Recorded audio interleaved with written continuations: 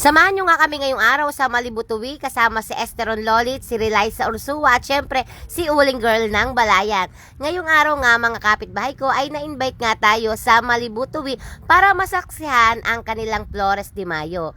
At ayan na nga, isa-isa nyong makikita at ipapakita ko nga sa inyo ang mga kaganapan. Unti-unti nga mga kapitbahay ko ay nagdadatingan na nga ang mga sasagala. Kapag naman ganito kagaganda ang mga sasagala, pati ang kanilang mga suot na gown, naku mga kapitbahay ko, kahit hanggang kabilang barangay irarampa natin ito. Kaya naman ipakikita ko na sa inyo kung gaano sila kagaganda sa kani-kanilang mga suot na gown. At ayan na nga, tunghayan nyo mga kapitbahay ko, diba? Wala tayong tulak kabigin kahit matanda ay pwede dito.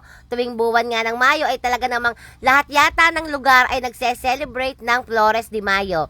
At ito na nga ang simula ng aking video mga kapitbahay ko. Magmula nga sa mga chikiting, sa mga teenager, maging sa mga senior citizen nga ay pasok dito mga kapitbahay ko.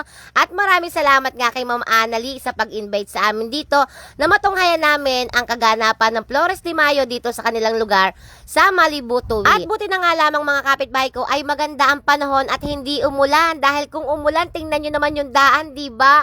Imagine kaya natin mga kapitbahay ko, pero salamat dahil natapos ang Flores de Mayo dito sa Malibutuwi nang walang anumang nangyari at hindi nga umulan. Nakakatuwa naman mga kapitbahay ko na talaga namang pinaghandaan nila yung okasyon na ito. Magmula nga sa mga gowns, sa mga sasakyan, sa mga make-ups, ay talaga namang pinaghandaan nila at pinagkagastusan talaga nila mga kapitbahay ko. Kahit nga yung mga senior citizens, talaga namang napahanga ako. Mula umpisa hanggang sa matapos ay nairampa nila ng maayos ang kanilang gown. At nakakatuwa naman yung mag-partner na ito. Talaga namang may pag-hype pa sila at waki sa aking video. Sana mapanood nyo ito. Bagay na bagay kayong dalawa.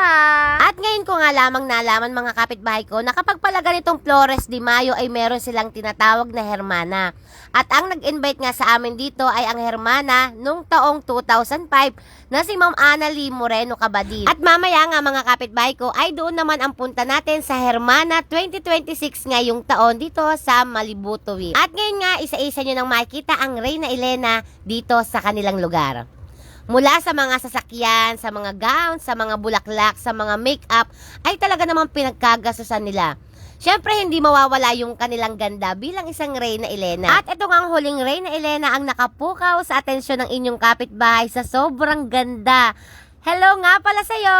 At ito na nga ang pinakahuling part ng inyong kapitbahay. Maraming nga palang salamat sa mag-asawa po ni Ma'am Annalie Moreno Cabadin at sa Hermana 2026 na si Ma'am Malu sa pag-invite sa amin dito para maging bahagi ng kanilang Flores de Mayo.